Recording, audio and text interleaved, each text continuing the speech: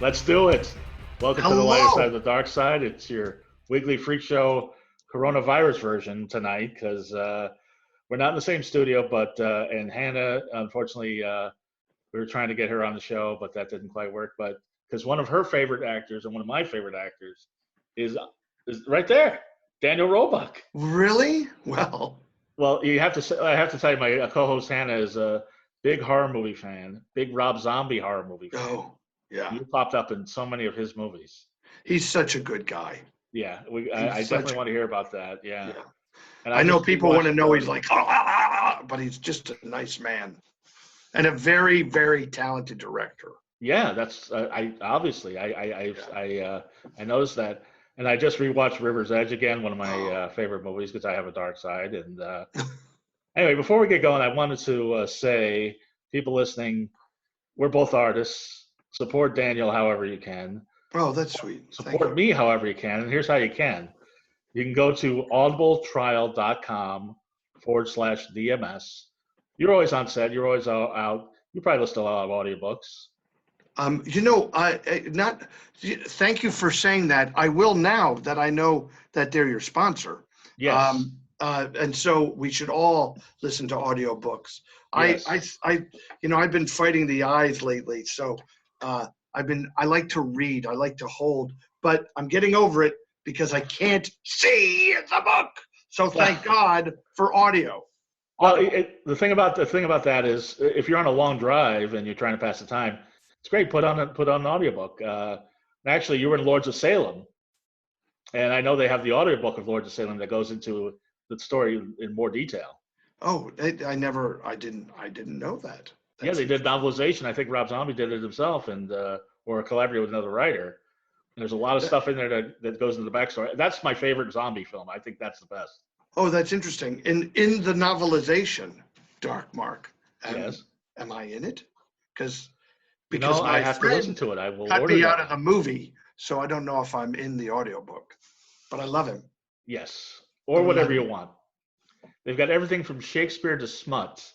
I know, but that's true. I wouldn't listen to smut. I would listen to Shakespeare.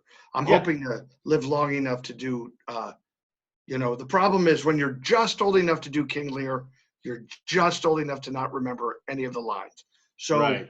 I should start learning it now. Yeah, and then I can see you doing King Lear. Thank you. Have you done Shakespeare? No. No, okay.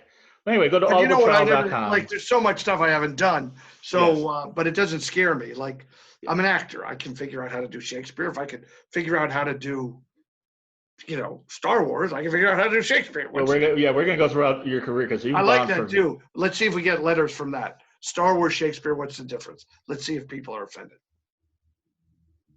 From Shakespeare fans or from Star Wars fans? Both. Okay. Yeah. Star Wars fans, how dare you? You never know. You never know.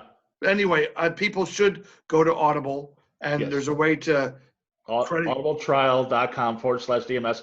1 free book, 2 free Audible originals. And the Audible originals range from Kate McKinnon does a play. They did William Gibson wrote a script for Alien 3. They acted that out with Lance Henriksen, Michael Biehn, and other great actors. Yeah, all sorts of crazy stuff there. Oh. So John Lithgow has a one-man play. Billy Crystal wrote a play. Kevin Kline's in it, and Annette Bening. All sorts of stuff in there. It's so great. Interesting. Cool. And we also are sponsored by Hustler Hollywood and Spy Associates. So if you're watching this on YouTube or listening to this on any podcast site you're listening to, we will have links for both those sites. So you get 20% off Hustler Hollywood and 20% off any order over $249 at Spy Associates.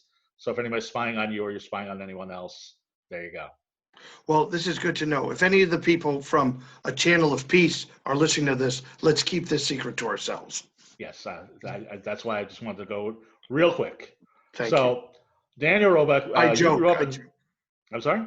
I joke. I mean, they're sponsoring you. How God bless them that they're, supporting you. That's great. Yes. I mean, you need basic necessities these days. Reading is one. Reading. Gotcha. Lingerie is another. Sure. Sure. You never know what's going to happen, so you want to make sure nobody's watching you or you're not watching anybody else. Let me, Dark Mark, I just happen to have laundry close by. This is how I buy lingerie. I go, nice. It's hot. And then I go like this. Very nice. Yeah, that'll be fine. Well, Daniel Roebuck has been in everything. I'm sure you're familiar, although I don't think you've worked together, but I had another great character actor, John Hawkes, on the show a couple weeks ago. Yeah. I've never worked with him, but I admire him very much. He has like 150 IMDb credits, but you guys started about the same time. Well, I don't have any other than, poor John has to be a movie star sometimes. See, there's something to be said for being a guy like me who, like, I don't have to star in a movie. I could go do a movie. I could do a day on a movie. I don't care. I'm an actor. I'll do whatever. Actually, when you Google Daniel Roebuck, what comes up is not actor, but character actor. Oh, really? I don't know if you saw that. No, I never did. You'd be surprised that I don't Google myself as much as other actors. But that's interesting. I did not know that. But yes, it comes up character actor, which you are. Dark Mark, it's weird. When I was a kid, remember we had those books. Oh, what a character! What a character! And it was about character actors. So how strange that I would read those books and then I'd be this thing. But that's like, as we talk about this, everything in my life goes full circle. So it doesn't surprise me that that's how I'm referred to. And I'm honestly proud of that. I'm proud of it. Well, I was going to say, he's been 150 movies and TV shows. You've been over 250. Yeah, I don't like to brag, but do you know what's funny about IMDb? It is, when I was a kid, so Dark Mark, you know who John Carradine is, right? Of course. Sure. Of course, the big horror movie star, from the 40s to the 80s. Yeah, a huge star for 50 years. He was actually in Bride of Frankenstein. Mm-hmm. He's one of the guys who he just is there probably for a day or two. But he's been from Bride of Frankenstein through The Howling and a few movies after that. And I had an opportunity to he toured with this Roy Radin vaudeville review. And Dark Mark, that would interest you because There's actually a book called The Cotton Club Murders, I think is what the book's about, called. And it's about the murder of this poor guy, Roy Radin, who used to do these variety vaudeville shows that would tour around the country. Like they would play in our local high school and you'd see him. But I saw Milton Berle live, Georgie Jessel live, Jackie Vernon live. Really? All these guys as a kid. And one of the last years, would you believe John Carradine was part of the Roy Radin Vaudeville Review? And it said then that he had been in 500 movies and television shows. And I thought, that's impossible. But, they only list on IMDb one, like Matlock is one, but there were 60. Lost is one, and there was, 9 or 12. The whole season, yeah. Right. I did a show for the Catholic Channel in New York called Classic, in which we watched old movies and television shows and discussed them from a faith point of view. And there were 188 of those. So I realized I'm well over 500. Right. If you count everything as one. Not that it matters. Why would it matter? You have outdone John Carradine. Yeah, I don't think I'll ever outdo John Carradine, but I've, as a child, I thought 500, impossible. And now I'm only 57. So I think, how many more can I do? Well, John Carradine's last movie, if I recall correctly, was some bikini, very low budget kind of trauma movie. So. Oh, it was. Well, something to look forward to. Yeah. The thing is, you got to work. We're actors. That's our, it's not, it's the gift we were given. So John Carradine, look, I direct plays too. I direct a lot of stuff. I do a lot of stuff. You write plays as well. Write plays. And we had an actor named Bernie Bima, who I met 36 years ago when we did No Time for Sergeants. I did No Time for Sergeants, maybe 35 years ago. But then I would use him. I knew him from then, and I would put him in other plays. And that guy walked on stage on his 94th birthday. I think it was. That's how many he got to before, wow. he went to his glory with God. But, he opened a play. I think it was his 94th birthday. And I said, there's got to be a place in heaven for a guy who can, I would think so, yeah. walk on stage on his 95th. He couldn't remember any lines, but so we removed that particular detail from his performance. But he was there, and his heart was there, and his body was there. It's just his memory wasn't as clear. That's great. Did you let him improvise? Is that what happened? No, we just gave him a part where he didn't really have to say anything. Okay. But he was still there. Well, let's go back. You grew up in Pennsylvania, right? I did. Bethlehem, Pennsylvania, Bethlehem, Pennsylvania. Greatest town on earth. And what does this mean to you? Oh, what is that? That's is that a clown? That is a clown. Well, I was in a circus when I was young, but That's where I'm going with this. Oh, that's where you're going. Oh my God. You were the world's youngest clown for a while. I think so. Well, I may not be able to claim I was one of the youngest. I probably was. At 12, I entered the circus. I was in the circus from 12 to 13, and that was on weekends. Believe it or not, it was a weekend circus. So for 2 seasons in the fall, early winter, I would go out with the circus. It's crazy, and even crazier, Dark Mark, is I was a vampire clown. So tell me about that. Yeah, what was I? Look, I was obsessed with horror movies, and by the time I was 12, you should know that was like being a clown was my 3rd career. I'd already been a ventriloquist and an impressionist. I know that. The clown, you didn't, or you did? I didn't know you were an impressionist and a ventriloquist. Oh yeah, I wasn't a professional ventriloquist. I was more like the weird kid who carried his ventriloquist all around to annoy his parents. I was mostly that. And as an impressionist, though, I did win a number of awards for the Catholic Youth Organization. So I was I must have been a very famous impressionist in Bethlehem, Pennsylvania. I actually got my first job as a performer paid was as an impressionist. And then they paid me, somebody saw me in this talent show, and then they wrote a letter. I still have the letter where they said, would you like to do an event and do your routine? And they said, and the payment is $10. And dude, I went home like, literally like this. Hey Dad, $10 for 10 minutes, $10 for 10 minutes. How much do you make? Ooh. I can tell you, there's no good answer to that. That only, I might still be, honestly, I haven't checked. I might still be grounded. He said for life. I kind of snuck away for a little while and came to Hollywood, but I think he still might think I'm upstairs in the bedroom at my house. Yeah. How old were you when you were rubbing money in your father's face? Probably 11. 11? Okay. Yeah.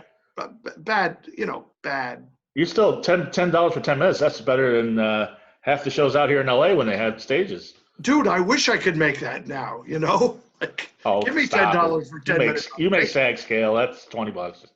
$20. Well, it's a funny SAG now. You could work for $120 a day as a SAG actor, which is less than I pay the nice lady who cleans my house. Right. So I do think that, it's weird for actors, although, isn't it funny? I had to use that contract when I made my own movie, and that's what I paid myself. So right. Obviously I will work for it if I like the director. Yes. And will you work for that for Rob Zombie? $120? If I said that now, I guarantee you I'd be working for it for $120. Oh, okay. No, Rob is more generous than that. Yes. But it doesn't matter. I'd work for Rob Zombie for free. Unfortunately, he knows that. So you went to Hollywood. How old were you when you went to Hollywood? 20. I came at 20 years old. And you got a leading part right off the bat. I did Cave Girl. Cave Girl, which I saw the other night. It's on YouTube. Oh, stop it. Here's the story behind Cave Girl that, as I know it. It's a movie I've always seen the post. I've always seen the video box. Yeah. Always intrigued. Yeah. There was like a whole in the early '80s. Like there's some sort of caveman fetish because Ringo Starr had a movie. Yeah. And then there was the Fire. They had like a bunch of movies. Quest for Fire, and there was Clan of the Cave Bear. I mean, everybody was intrigued. It'd be interesting, isn't it? It would be interesting to go back, Dark Mark, and figure out what the heck everybody was so obsessed with then. Well, Okay. In the case of the cave girl, I could see why. She was pretty cute. But well, Cave Girl, I like to say about Cave Girl, it was a teenage sex comedy, but there were no teenagers in it. I was already 20. right. There's no sex, and it's not really funny. So a triple threat, to be sure, Dark Mark. Yeah. Triple threat. But I mean, there was one sex scene, but did you? Well, it wasn't. I mean, she took down her top, and I kissed her. yeah. And I cut. I didn't even have the ability. I had more contact in a naughty way with Cynthia Rulo when she put my head in her boobs. Right. I mean, none of it was terrible, but what I heard was that you auditioned for another role. Yes. Oh, yes. Tell the story. You auditioned for another role, and I auditioned for a smaller. Yeah, we all were in a big room. Like, I'd only come from community theater, so we were all in a big room like community theater, and everybody's sitting around, and I was reading for my little part, and he was mixing and matching, and I watched one actor after another read to be Rex, the lead. Yeah. And honestly, Dark Mark, I'm trying not. It's important to not think too much of yourself, but as an actor, you do have to have some hubris. And I watched, and I thought, God, these guys are not funny. And the whole idea was it was going to be like, oh, and then it's a nerdy part. Yeah, it's a nerdy part. So I watched it all, and this is a true story. The director says, is everybody? The director says, okay, thank you. We're done. And people are like, they're getting their books and they're getting ready to go and they're getting their drink. And he says, did everybody read everything they wanted to read for? And I'm like, yes. What? Oh, my hand's up. Oh, yeah. Could I read for the lead? And he was like, okay. And then what? Everybody was like, they all had to put their stuff down. Now I'm an idiot and I'm asking. So I read.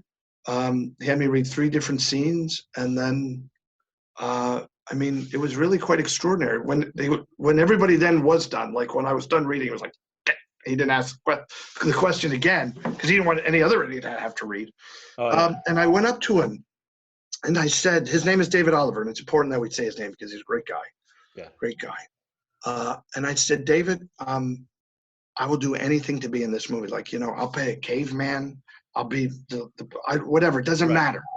And he said, he goes, no, there's a part of, I got to just figure this out, which meant that he realized his dilemma, I'm sure, was that, it's called Cave Girl, but the whole movie is seen, you're with this guy, the whole movie. So they ended up, I guess he gave up his choice for the Cave Girl and then took me on to take me on. I invite people to watch. I think we have it up on Vimeo. If they search Daniel Roebuck, Cave Girl, A Second Journey Back in Time. I don't know if you could put that in your notes. Oh, really? Cave Girl, Second Journey Back in Time. You'll actually see they were putting it out again. It's been out many times. Mm-hmm. And when they were putting it out, I said, are you guys doing a making of? And they said, no. And I said, what if I do a making of? Okay. So I actually, I invite people to watch it. I don't want to tell it because there's some really fun stuff in it. But, it's rare that an actor who's been as blessed as I am goes back to something like that because normally, the Silver Chalice, Paul Newman's not like, hey, let me talk about the Silver Chalice. He's embarrassed by it. But I'm not embarrassed by Cave Girl.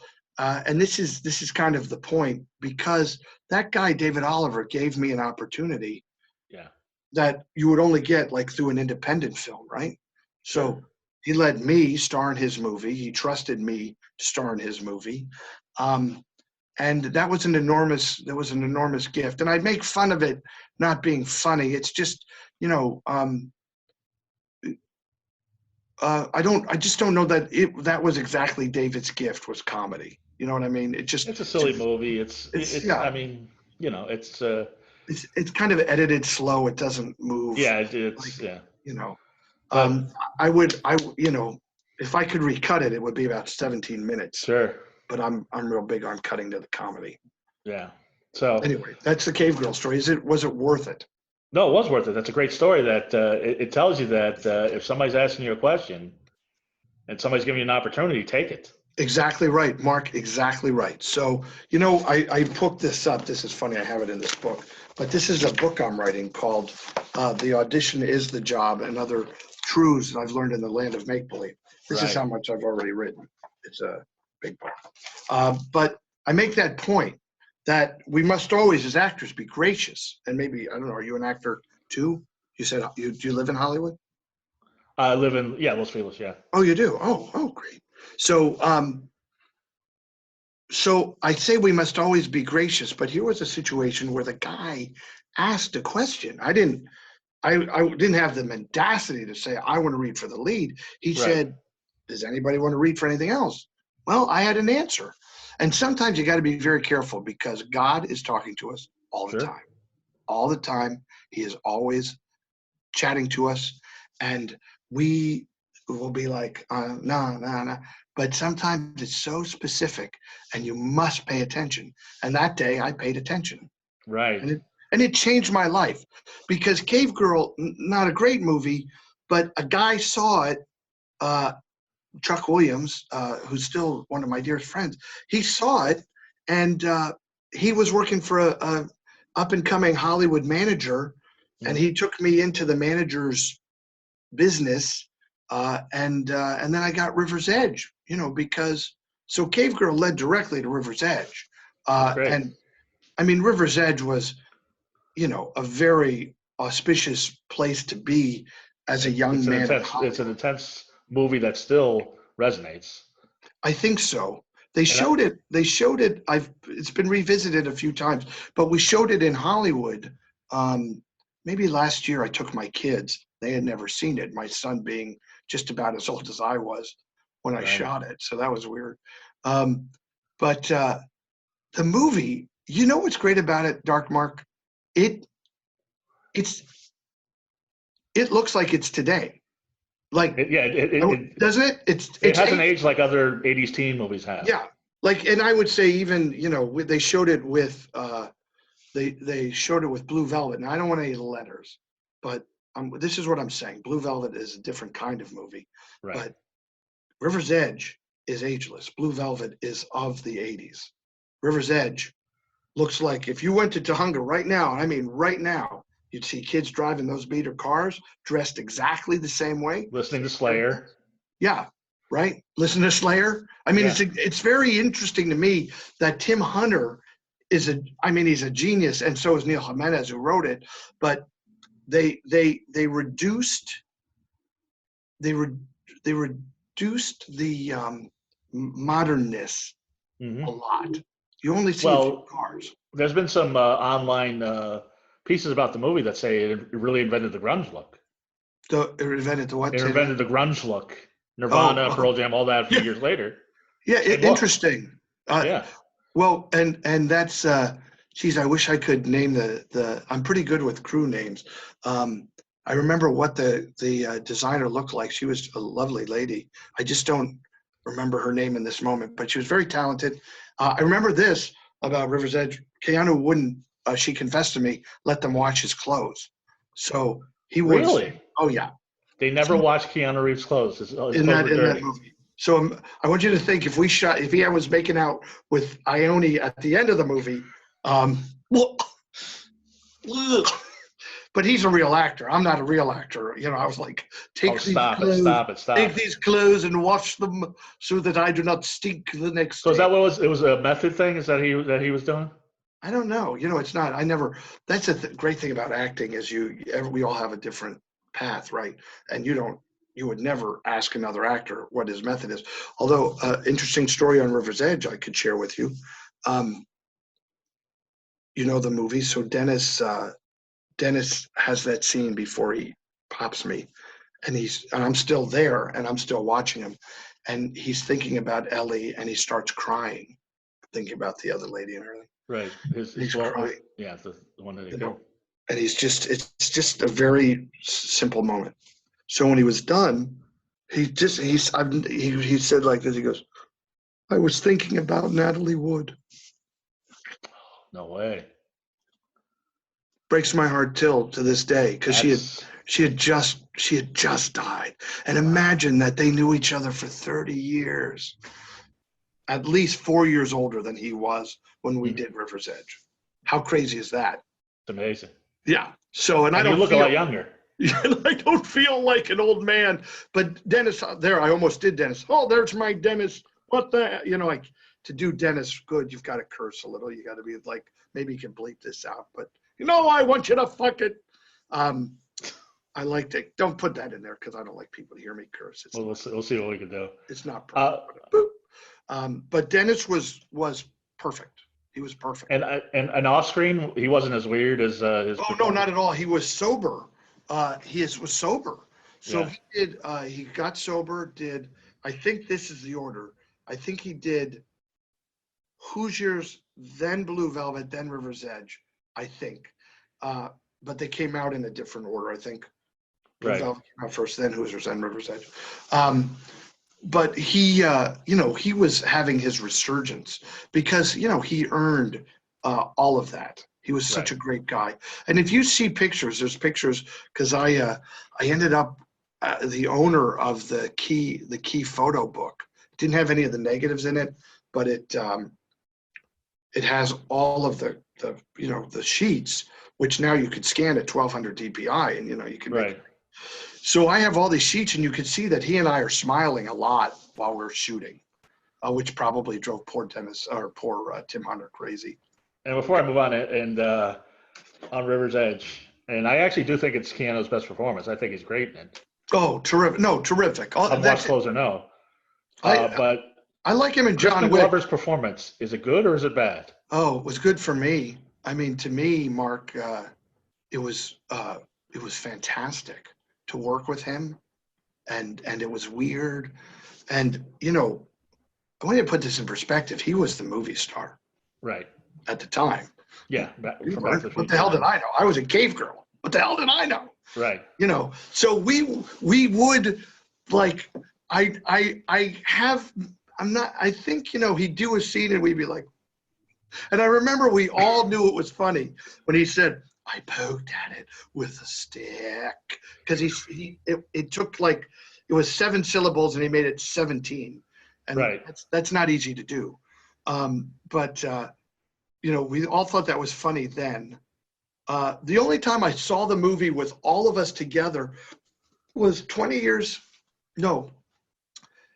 years later, maybe, in somewhere in the 90s, there was a film festival in Hollywood, and they showed River's Edge. And when the movie opened, I was doing a play. So stupid. I look back at like the stuff I missed because my sense of propriety. I was directing a play, so I couldn't go to the premiere of River's Edge. Like, what kind of moron am I? But you're working actor, director, writer. I don't know, like, I'll be honest, it was a children's play. I don't know what the hell I was thinking. But anyway, I try to serve as I'm called to serve. And that's not a joke. I do think that, I took a commitment and I was following it through. But we saw it together in the 90s, all of us, and Keanu by then was a movie star. Right. And we had so much fun. I can only say the only other time I hadn't seen Dudes for years, and they showed it at UCLA in a Penelope Spheres retrospective. Right. Were you there? I wasn't there, but I've seen the movie. Oh, all right. So John and I hadn't seen it. I hadn't seen it in 20 years. I can't speak for him, but we definitely hadn't seen it together except one time, 25, 30 years ago, probably 30. And we were punching each other. We were crying, because here's the thing about movies, Dark Mark. Yeah. To you, it's a movie. To me, it's my photo album. Yeah. You understand? It's my life. It's my friends or my enemies. The freeze frame of where you were at that time. Yes, and worse, like if you're a guy like me who goes up and down in weight, imagine if you had to go outside every day with, your photo album and go, look at what I looked like when I was 26. you know, which is what, like Matlock's on it. People go, I just watched you today on Matlock. Right. And I think they're like, you. What happened to you? But it's like 33 years ago. I was going to get to Matlock because on your IMDb page it says you were a fan of Andy Griffith from birth. From birth. Which I find hard to believe. But I'm sure when you were a kid, you watched the show. He was there in the delivery room. Why don't you believe that? I think he's a good actor. He said, when they slapped me and I cried, he said, good cry. Sorry about that. But you when you were a kid, you loved the Andy Griffith show, as we all did. Yeah. Did you grow up thinking, gosh, why isn't my dad like him? Yeah. You know? Why isn't my dad like Andy? My dad was like Herman Munster, you know, still is. I love him, but he's funny. You know, he's all like, but Andy Griffith was, I don't want to get all weepy on your Dark Mark show here, but I want you to imagine 3 years with Andy Griffith, what that could be for a guy like me, who's a fan of actors and a fan of, what they did on that show is unprecedented. And it lasted 9 years and it was perfection. Perfection. Right. But Matlock lasted a long time too. And 9 years too. Andy Griffith had 2 9-year series. That's amazing. He could have stayed on the Andy Griffith show for years later, but he didn't. Although they did end up canceling all those shows. Remember when CBS in like 71, somebody came in and they canceled they canceled Green Acres or whatever was on Beverly Hillbillies. Right. They were all making money and they got canceled. Well, you must have, for years, that must have been what most people, when they recognize you. When you go on the street, what do people recognize you for? Mark, I'll tell you, it is divided by age, by race, and by sex. All of these things are, now people are up in arms about everything, but I'll tell you, I can tell when I'm approached. I can guess generally what it is. And so now a black woman approaches you. What is it? She's seen Matlock with her mother. Okay. A 26-year-old woman looks at me and I say Quince. She goes, "Oh my God, I watched Quince 200 times." Wow. A 40-year-old dude, Lost. A 50-year-old woman of any color, Nash Bridges. Okay. Yeah, because all the women like Don Johnson. Right. Like a 60-year-old guy, probably The Fugitive. 60-year-old guy, absolutely. The Fugitive, absolutely. Or what's weird to me is that, what people love U.S. Marshals. Now, I like both movies of it. Look, I'm not an idiot. I love both movies. But I thought it was the only one. I thought U.S. Marshals was better.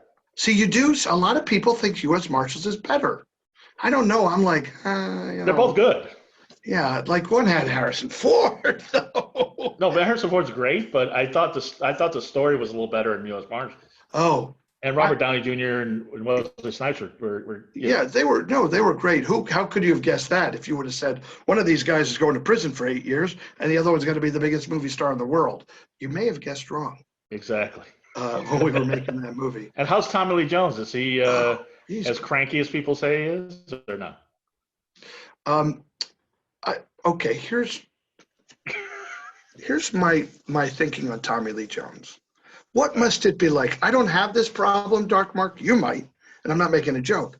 But what's it like to be the smartest person in every room you walk in? And that's Tommy Lee Jones. Like, That's right. He's an Oxford grad. Oh, but he's like, his brain he's way ahead. Like, he's way ahead. Remember that? There's a great line in the Holly Hunter movie with William Hurt. Broadcast news, and she keeps pushing for this event to happen in the story, and her boss goes, "It must be so terrific knowing you're right all the time." Oh, and right, I remember that. She goes, "No, it's awful." And I think of that. I think of Tommy Lee Jones walking into every room and being like, "Oh God, these morons." I knew that. Yeah, I knew. He knows that. But you guys have good chemistry. I mean, did you guys get along good? Oh gosh, yes, we all did. Yeah. I mean, we all did. We all did. That was a really crazy time. The Fugitive. Do you know there's an interesting thing that the first actor died while they were shooting it. The Richard Jordan was playing the bad guy. Now Who I was? say Richard Jordan. You'll look Oh, him up. really? Okay. You'll be like, oh, that guy. He was, he was in everything in the 70s. Right, right. I'm familiar. Yeah, Do you know who he is? Yeah. I do. It took me a second, but yeah. I think the poor guy had a brain aneurysm after they shot most of the first part of the movie and passed Wow. away. That's what I think happened. And so, I mean, it was panic because the whole movie was conceptualized to be shot in a chronological order. Right. Not exactly chronological, but his haircut close was as you can get. chronological, right? Because that was a huge part of the story, is how he looked. So they had to go back. They cast Jeroen Krabbe, and then when we got to the end of the movie, they had to go back and shoot what they had to shoot of the beginning. And sometimes they actually use Richard Jordan's shoulder, I think. Okay. Instead of Jeroen, they put him in the same suits. I did that once. I replaced an actor, great actor, that I replaced in a movie, and they used as many of the shots of him that they could use. They put me in a shirt just like his. Right. So, when you're over the shoulder and the kids, and all you're seeing is a shoulder or an out of focus head, you can get away with it. You would never even know it's another person. Right. Weird. It's too bad. Now, the other thing, besides River's Edge, and I mean, there's so many movies. We don't even have. I could talk to you for 10 hours about your career because you got so many. But thank you. You played Jay Leno in The Late Shift. Oh yeah, that was good. And I just recently watched that. Oh, that's a good time. Yeah. You can still do it. Oh, of course. It's like falling off a bike. Did you have any reservations playing that? Because I remember hearing an interview with Michael Chiklis. He played Belushi, and he got a lot of backlash. Did that ever cross your mind? Well, it's hard to, Mark. I don't know. It's the contextually, it was a different thing. Belushi was nobody wanted that movie made. And by the way, try to find it. Your fans could maybe see it online. You'd be surprised. It's on Amazon and it's on YouTube. No, it's not on Amazon. It is. To watch? The Late Shift, yes. Oh, no, I'm sorry. I'm talking about Wired. No, The Late Shift is. No, you can't see that at all. Yeah. So I'm just going back. The Wired, Chiklis was in trouble. But he wasn't. Who had the last laugh? The guy's had a 40-year career. But, at the time, Bernie Brillstein was still a huge person in Hollywood. Right. And people feared him, and Aykroyd. Nobody wanted that movie made. The Late Shift, the only people who didn't want it made were Warren Littlefield, Helen Kushnick, and David Letterman, I think. And Letterman was such a jerk. I'm sorry. I know people like Letterman. I was so lucky I got to play the nice guy. Letterman had. Because John Michael Higgins, who played Letterman, who was great too. Great! He's a great actor. Actor who's had a great career too. Yeah, he's a great actor. And Letterman, humiliated him constantly. And booked him on the show. Yeah, he had him on the show, but he didn't really have him on the show. He said he bumped him. Yeah, they bumped him for no, you actually watch that show. It's heartbreaking. Letterman's like, Julia Roberts, do you have a meatloaf recipe? Like he's just jerking John Michael Higgins around. Screwing with the guy. Yeah. And you know what I think about that? Shame on him. David Letterman set himself up as such a genius. And here he is, sexually harassing his staff and being the most disgusting, gross person. And he was beloved. But, he's mad at John Michael Higgins for making a living as an actor. Shame on him. And now I see he does. Now, did you get to meet Jay Leno? Did you get to go on the show? I've met Jay. I didn't get to go on the show because NBC blacked out The Late Shift. Warren Littlefield would have none of it.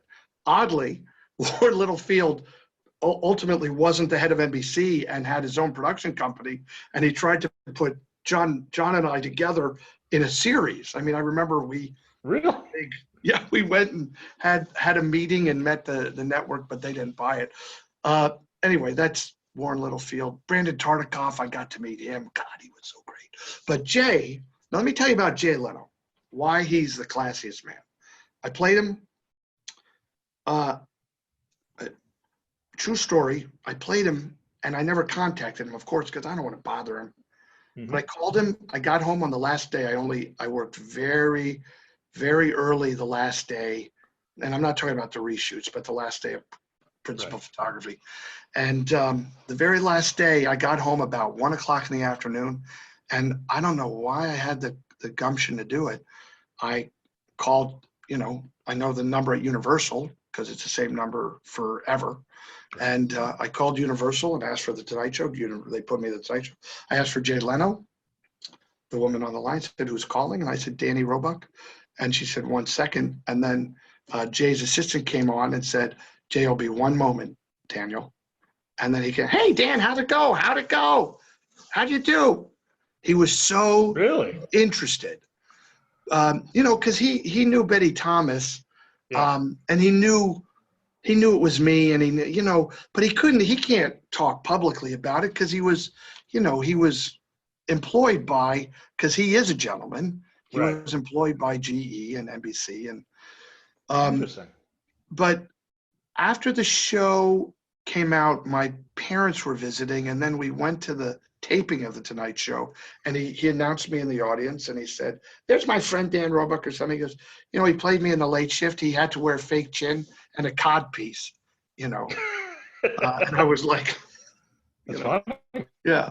And anytime someone wanted to go, they couldn't have been nicer. And, I actually produced an animated Christmas movie. I was an associate co-producer, rather, of a movie called Christmas is Here Again. And I not only got Kathy Bates to be the villain, I got Right. Jay Leno to be the narrator. That's great. And Didn't know so we got to work together like that. He's always been gracious, always, 100% of the time. Well, I will tell you, I met Jay Leno once, and when I first got to Hollywood, I was delivering coffee and sandwiches. I was delivering to the Tonight Show, and he actually saw me delivering it. I was across the hall, stopped what he was doing, came over, shook my hand, had a quick conversation. Oh, Real isn't nice that? guy. Yeah, he didn't have to do that. I can tell you, David He Letterman. really didn't. David Letterman would not have done that. And I'm glad that now I could say it's okay. I'm free of having any responsibility. Right. He's a jerk, and I don't know why people love him so much. You know what? Forget that. I don't want to say that because I'm. Yeah, enough I don't want to people. put. I don't want to put People negative. in show business. They all have their neuroses. I don't want to put But, negativity out in the world either, Dark Mark. You know what? I'm regretting that I said it. What I'd like to say is that I hope that he has this opportunity to try to be a better person now that. Well, what you said is Jay Leno is a nicer person. That's all you need to say. Yeah, The that's positive right. is Jay Leno. But here I put it out here into the world. Now That's okay. Well, I feel bad. Now, I would imagine people. Honestly, I would say probably people under 30. A lot of them know you from Final Destination. Oh yeah, that's a good film. Boy, those guys who made that are awfully talented. That was a good time. Did you say Hannah likes that movie? Hannah loves that movie. Oh. I'm just seeing if she has any questions about it, but she loves that movie. She loves them all. I honestly, I should have watched it today. I haven't seen any of them, but I hear that your death comes as a real shock. It will come as a shock to you because I don't die. Oh, you don't die? No. Okay. I live. You will be shocked. I just saved you the shock of going, he's still there. No, stop. No, you would have been in Final Destination 2, 3, 4, 5. Well, I would have been, but there was an interesting dilemma. I think the main actor of Final Destination had some personal issues. He was a nice guy, but had some personal issues, which, I think kind of moved him out of Final Destination 2, and that moved the whole storyline away from us, Right. as far as I can ascertain. Although he's the movie star in is it the Fan or the Fanatic, the John Travolta movie, Devon Sawa? Okay. I haven't seen it, but I always thought he was a great actor, so I'd like to revisit it. Yeah, he is a good actor. I know exactly what you're talking about. Yeah. Since we're gonna put this on a positive note in the next 10 minutes, and then I'll let you go because we're almost at an hour now. But like I say, this is fascinating. Well, we can do a part 2. We're only. I'd love to do a part 2. We'll get Hannah. I would love to when everybody can be together in one room. I would love to have you come in the studio with us. Sure. Yeah, but I have to get this out before I get anything out. Is it true that you originally were supposed to have Daniel Stern's part in Home Alone? Well, interesting. That was a secret of sorts, but now it's out because they put it in Movies We Love, So in that show, if people see that Movies We Love on Netflix, they don't really tell the exact story, and I didn't understand why they didn't just tell the exact story. The exact story is this: they never wanted me to be in Home Alone. They wanted Daniel Stern. Pesci knew him from another movie, and Right. Chris Columbus was in on it, so that's who they wanted, and John Hughes, and that's who they wanted. And in the story, you hear Daniel Stern say he balked at the money because they added 2 weeks to the schedule but didn't want to pay more. Mm-hmm. So the studio, in an effort to teach everyone a lesson, made Chris Columbus hire me, okay? So they hired me. They insinuate that, I don't know why they do, but they insinuate that they didn't hire me, that I went to meet or something. But they hired me with the intent that they were going to fire me 2 days later. And maybe that's what nobody wants to admit, and that's the dirty secret of Hollywood. I was never going to be in Home Alone. It was always going to be Daniel Stern, but they had to get me there and then say that there was no chemistry, and then they could fire me. When Chris Columbus brought me into the office to say there was no chemistry, I said, Chris, I'm so confused.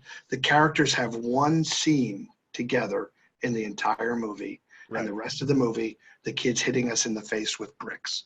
Right. Who cares? Like, I don't really know who cares about the chemistry.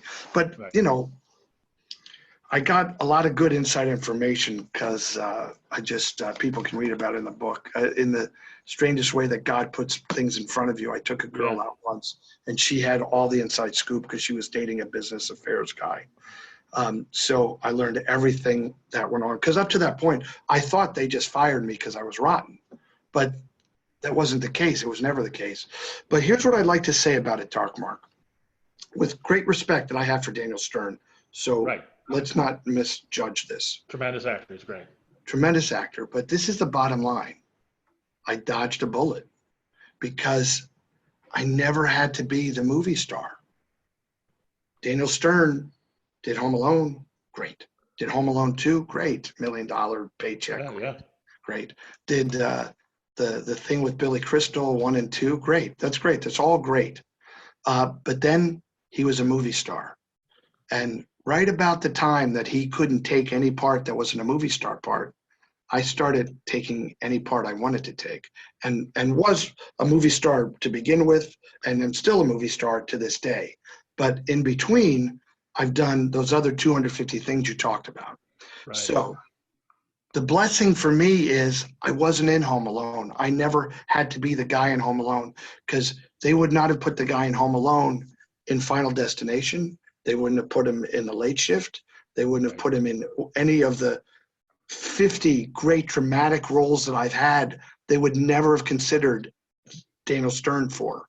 Joe Pesci's a different animal because, he had established that great character, and and Joe Pesci's is a great actor, but after Home Alone, they were both kind of screwed.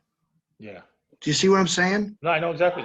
So they both got typecast, and you never did. And I never did. So, I mean, if you're counting numbers, I'm sure Mr. Stern's numbers aren't what my numbers are.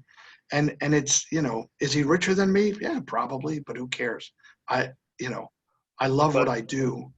And this is a great perspective of what you have now, but did you have that perspective then? I got it shortly after I got the real story, when I realized it wasn't about me. So immediately I was humiliated by it. And then 2 years later, I wasn't humiliated by it. But I'll tell you this, I was Home Alone because I took all the money that they had to pay me, and they had to pay me all of it. And they tried not to. That's what was driving the. Wow. That's what was so trying. You got paid for Home Alone, and you didn't. And I didn't do work. it. Yeah, so they had to pay me and Daniel Stern, and they made some stupid rule because Hollywood is like that I wasn't allowed to work at the same time frame that the movie was going. So it was like 8 weeks. I didn't work. And the very next day, I got the very next job I went in for. Right. So the joke was not on me. I just wish it was wasn't that you and Pesci butted heads as much as you were always the second choice and they're trying to. I was never going to be in Home Alone. This is a thing to remember, Dark Mark, and all your listeners, that there is a perception of reality and there's reality. God's destiny for you is not decided by Joe Pesci and Chris Columbus. God's destiny for me is only decided by me and my contract with my creator. So I was never going to be in Home Alone. And It was just an illusion that I was going to be in Home Alone. And that's true of so many things in life, that we put so much stock in this idea we have of what could be, what will be, what money will I make, what will that relationship be like? And we create these false realities. But this is what I'm trying to teach actors in my little mini book here. I'm trying to teach them that 4 strangers in a room don't change their life. So don't worry about it so much. You know, we have to meet our destiny head on. We have to be partners in the plan. Even though you must be a great auditioner, though. I'm a pretty good auditioner. Yeah. You know, and it's nice now after so many years, I don't have to audition so much. I get a lot of parts offered to me. But I'll tell you, I still like going in the room and gluing on mustaches and coloring my hair, and wearing fat suits or wearing Spanx. I like confusing them because nobody really knows who I am. If they watch this, they'd be like, oh, he's just a big goony guy, you know, who probably is still mad at. You are a regular guy. I am a regular guy. You're a Pennsylvania. You're a blue-collar guy. Yeah, I'm a blue-collar guy. Dwayne Whitaker, my buddy, always said that would be the name of his biography, the blue-collar actor. You know, if you don't, we always joke, you know, this is the actors that crack me up. They're like, Mark, when I was doing Henry IV, no, it was Henry V. And I was doing, no, it was Henry IV, pardon me. It was Henry IV. I did them both in rep. And I was doing Henry IV, and you're like, oh, shut up. Like, all I ever wanted to be was a guy on TV. That's all I ever wanted to be. Right. I didn't have any big ideas about my talent. I just wanted I wanted to serve God with the gift that he gave me. Yeah. Now, you've been a mainstay in the horror movies for like the last 10, 15 years. How did you meet Don Coscarelli from Phantasm fame? Oh yeah, Don. You've So been in a great. bunch of movies with him. I know. I love that guy. So this is, again, the genius of how things work out. I was an extra in 1985, and I was walking down a street on a TV show called The Master, and we were out like in Calabasas. And I was walking there like, you go walk over there. So I'm walking with the other guy, and I say to the other guy, well, what do you want to be? And the other guy says, I'm going to be a stuntman. And he says, what do you want to be? And I say, I'm going to be an actor. And I'm sure we were both like, right. But that guy ended up giving me a ride home that day because my wife had dropped me off. Right. He drove me back to Hollywood. Well, that guy was Bob Ivy. And Bob Ivy is the greatest fan of Phantasm in the world. Right. And then he flips the hearse. Is it part 3 where they pipe ramp to hearse? Oh yeah. Yeah, that's Bob Ivy. And then Bob Ivy in 4 is the state trooper in the burnt face. And then in Bubba Hotep, he's Bubba Hotep. Bob Ivy is Bubba. Right. Wow. He's the mummy. And he knew what he told me. He was like, you're going to be mad about this, but I'm going to play the mummy. And I was like, you know, but Bob was so skinny and I wasn't so skinny. Right. Anyway, Bob Ivy was my ticket in. And then Don Coscarelli is, again, one of the nicest human beings in Hollywood. She's so nice and so talented. So creative. Yeah. And you know, making his movies is such a, you know, you'll do it's just like Rob Zombie. You'll do anything for him. You want to please him. He came to me about, did you get to see John Dies in the End? Did you ever see that one? Oh yeah, I love that one. Yeah. So, he came to me and he said, I've got this part for you, and it's a big part. It's not a one-day thing. Right. And I was like, great. He said, but you're going to have to wear a mask. And I was like, wear a mask sometimes? He said, no, all the time. And I went, okay. And he felt terrible about it. Like, Right. I said at one point, I didn't know if they were, like, Paul Giamatti wasn't signed yet. I said, well, I could play another part, and that would be our joke. Right. But thank God Paul came to do the part because he's terrific. But so I play that Mr. Lodgeman, and I have that, And I remember at one of the events, Don was apologizing to me on stage. I said, Don, look, Roddy McDowall was, he played an ape in 4 movies and a TV series, but you always knew it was him because you heard his voice. And then I realized, wait, I totally made up a voice. So there's no way to know that it's me in that movie. Because Mr. Lodgeman has a weird voice and talks in a weird way. Yeah, I heard that Phantasm V you like filmed like 5 years before it came out. Or more, honestly. Really? May have been 10 years. Wow. We filmed it a long time ago. Yeah. I wanted to be Dark Mark. I wanted to be the best sphere death. Like, because they're always like, Yeah. Yeah. And I was like, tell me where you want this blood, Don. I was like writing my name on the Dan was here. Hardest part about that was whatever that weird language was that I had to speak. Oh yeah, yeah. It was like some weird Dutch sort of Amish. I don't know what it was. It was, yeah, he's like from, I think Ukrainian. It was Ukrainian.